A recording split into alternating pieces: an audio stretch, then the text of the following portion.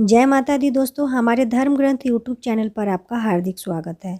आज हम आपके लिए लेकर आए हैं हलषष्ठी व्रत की कथा। तो आइए सुनते हैं। एक नगर में दो स्त्रियां रहती थी। दोनों एक ही परिवार की थी और रिश्ते में देवरानी जेठानी लगती थी। देवरानी का नाम सलोनी था, जो बड़ी ही नेक, सदाचारिणी तथा दयालु थी, और जेठानी का नाम तारा था। वह स्वभाव से बहुत ही दुष्ट थी। एक बार दोनों ने हलछठ का व्रत किया। विधिवत पूजा इत्यादि के बाद शाम को दोनों भोजन के लिए थालियां परोसकर ठंडी होने के लिए रखकर बाहर जाकर बैठ गई। उस दिन सलोनी ने खीर तथा तारा ने महेरी बनाई थी। अचानक दो कुत्ते उनके घर में घुसे और भोजन खाने लगे। अंदर से चपचप की आवाज आई तो दोनों अपने अपने कक्ष के भीतर जाकर देखने लगी। सलोनी ने कुत्ते को खीर खाते देखा तो कुछ नहीं बोली तथा बर्तन में बची हुई बाकी खीर भी उसके आगे डाल दी। लेकिन तारा थाली में मुंह मारते कुत्ते को देखते ही आग बबूला हो गई। उसने कमरे का द्वार बंद किया और फिर डंडा लेकर कुत्ते को इतना मारा कि उसकी कमर ही तोड़ डाली। कुत्ता अधमरा होकर जैसे तैसे जान बचाकर वहां से भागा। दोनों कुत्ते जब बाहर मिले तो एक दूसरे का हाल पूछने लगे। जो कुत्ता सलोनी के यहाँ गया था बोला, मैं जिसके कक्ष में गया था वह स्त्री तो बहुत भली थी। मुझे खीर खाते देखकर भी उसने कुछ नहीं कहा, बल्कि बर्तन में खीर खत्म होते ही उसने और उसमें खीर डाल दी ताकि मैं भरपेट खा सकूं। उसने तो मेरी आत्मा ऐसी तृप्त की कि मैं उसे बार बार आशीर्वाद दे रहा हूँ। मेरी तो ईश्वर से यही कामना है कि मरने के बाद मैं उसी का पुत्र बनूं और जीवन भर उसकी सेवा करके इस ऋण को चुकाता रहूं। जिस प्रकार उसने मेरी आत्मा को तृप्त किया है, उसी प्रकार मैं उसकी आत्मा को तृप्त और प्रसन्न करता रहूं। अब तुम बताओ, तुम्हारे साथ क्या बीती? लगता है तुम्हारी तो वहाँ बहुत पिटाई हुई है। दूसरा कुत्ता बड़े ही दुखी स्वर में बोला, तुम्हारा अनुमान बिल्कुल ठीक है भाई।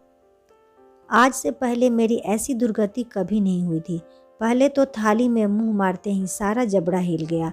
फिर भी भूख से परेशान होकर मैंने 2-4 कौर सटके ही थे कि वह दुष्ट आ गई और कमरा बंद करके डंडे से उसने मुझे इतना मारा कि मेरी कमर ही तोड़ डाली। मैं तो ईश्वर से यही निवेदन करता हूँ कि अगले जन्म में मैं उसका पुत्र बनकर उससे बदला लूँ। जैसे उसने मार मार कर मेरी कमर तोड़ी है, वैसे ही भीतरी मार से मैं भी उसका हृदय और कमर तोड़ डालूं। कहते हैं कि बेजुबान की बद्दुआ बहुत बुरी होती है।